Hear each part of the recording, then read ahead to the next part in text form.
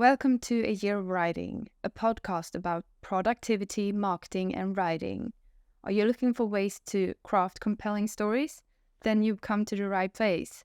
My name is Natalie, and I am your host.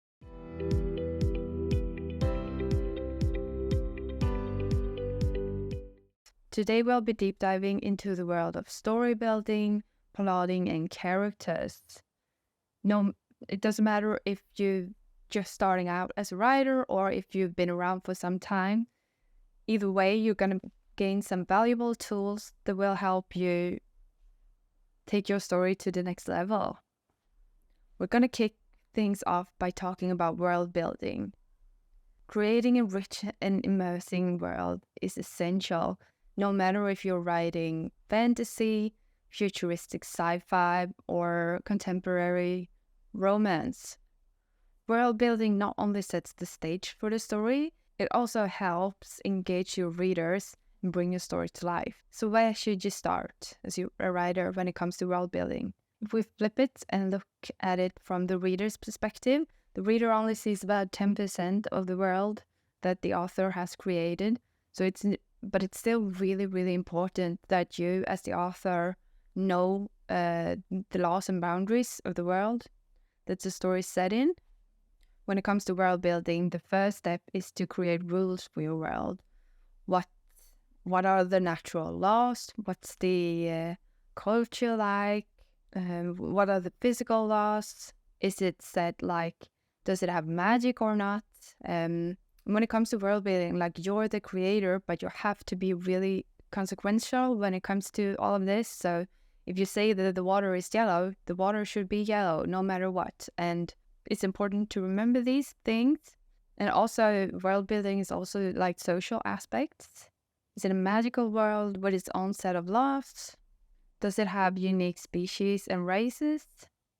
And you have to consider how this will impact your characters in your plot. If you have a magical system, you have to decide if it's a soft or a hard magical system. A soft magical system is like the one in the Harry Potter series. It doesn't have that many predefined rules, and like everyone that's a witch can perform magic.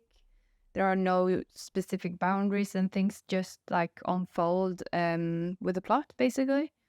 But with hard set rules, then it's the opposite. In the series, in the fantasy series that I'm writing, The Forbidden Circle, it's I have chosen hard magic, and that means that there are specific rules that I have to follow, and depending on what the characters do, like you can predict what will happen because the same thing always happens.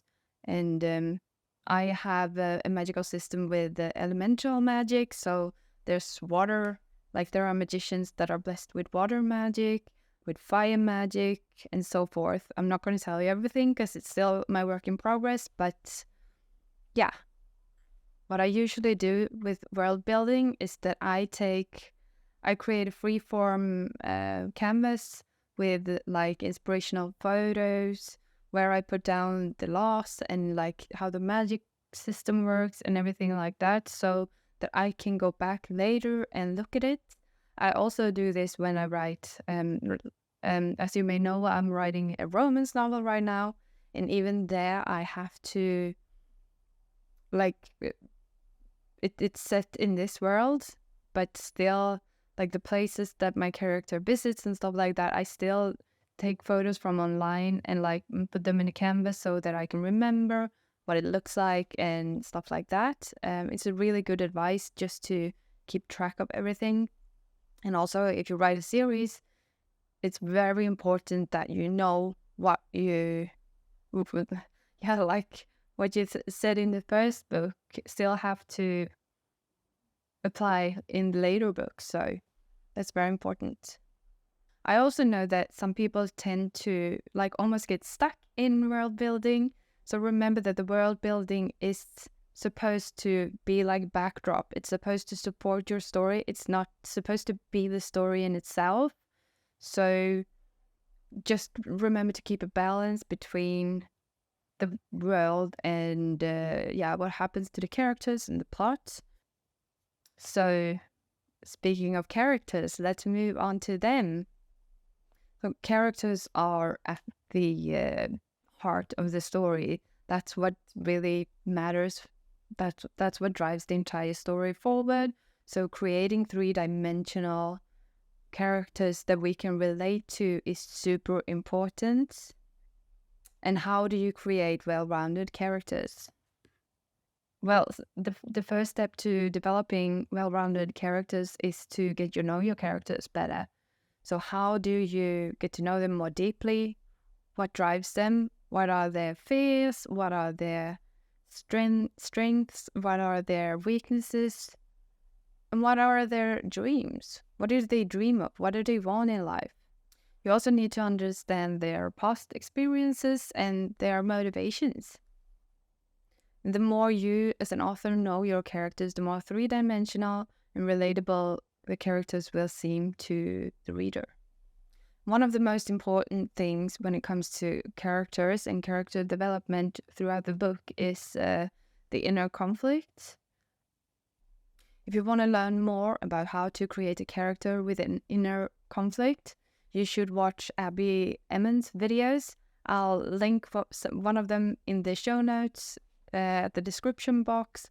She's great at explaining how to create good characters. I've learned so much from her. And now that you have your main character in place, how can you plan your story efficiently?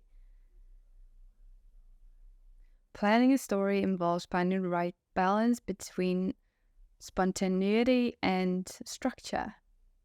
And here we're different. So some writers prefer having a super detailed outline, and some writers prefer a more flexible approach, like the pantsing method.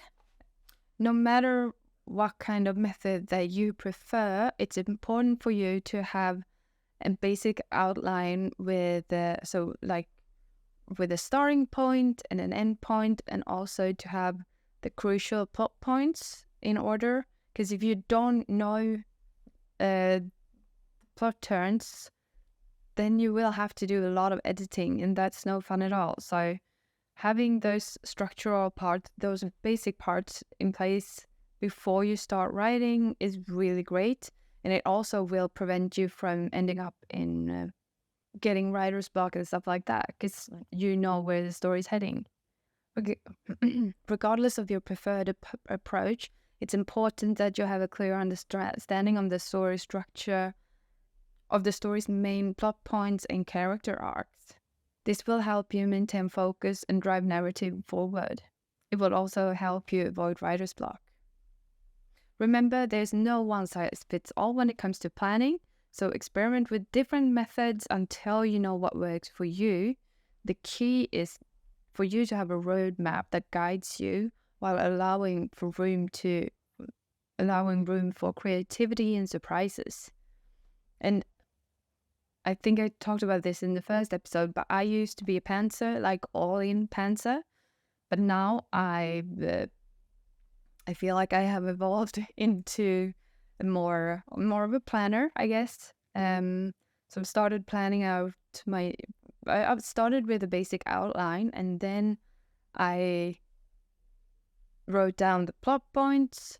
Then I actually started writing down what was going to happen in each chapter, and this has really helped me because I'm on a really tight deadline right now with the project I'm working on. And it has helped me to know what's coming. And I think it made the story a lot better to begin with. I don't need to edit as much. Like one of the manuscripts that I pants my way through, I have come to the conclusion that I will probably uproot the entire project and start from scratch. So I think I'm gonna redo the whole thing. I've written 2 books. The first draft of 2 books, and I think I'm gonna take some things from them, but I'm gonna outline the entire series and rewrite the whole thing, because that way it will be a lot better, and I can plant seeds. Like what will happen in book 5, there will be crumbs and like details in book 1 that was like, oh, that's what she meant. And if I only pants my way through it, I won't be able to do that. So it was a book that really inspired me when it comes to this is The Fourth Wing by Rebecca Yarros. I love that book, and she's so great at creating this tension, creating this suspense, and I want to do that too. But I can also tell that she has been planning things ahead, and she has been thinking about the character arcs and stuff like that throughout the entire series. My guess is that she did not just pants her way through. So remember, there's no one size fits all when it comes to planning. My recommendation is for you to experiment your way through it and find what fits you. And also keep on doing this throughout your writing career, because you may evolve and you may change. Like what you like today may not be what you like tomorrow. Or if you write in a different genre, maybe something else works. Before we wrap up, let's share some final tips. First and foremost, don't be afraid to revise and iterate. Writing is a process, and the first draft does not have to be and will not be perfect. That's okay. And embrace critique from beta readers and editors. They only want your manuscript to improve. Additionally, read widely and study other writers' techniques and tricks. What can you learn from them? Analyze what works for them and take those lessons into your own writing. Remember that storytelling is a craft that you have to keep on learning. You will never be fully educated or whatever. And finally, always stay true to your unique voice and vision. Don't try to mimic someone else's style or follow trends blindly. Because the most compelling stories come from genuine people that just want to tell that story. And comes from passionate storytellers.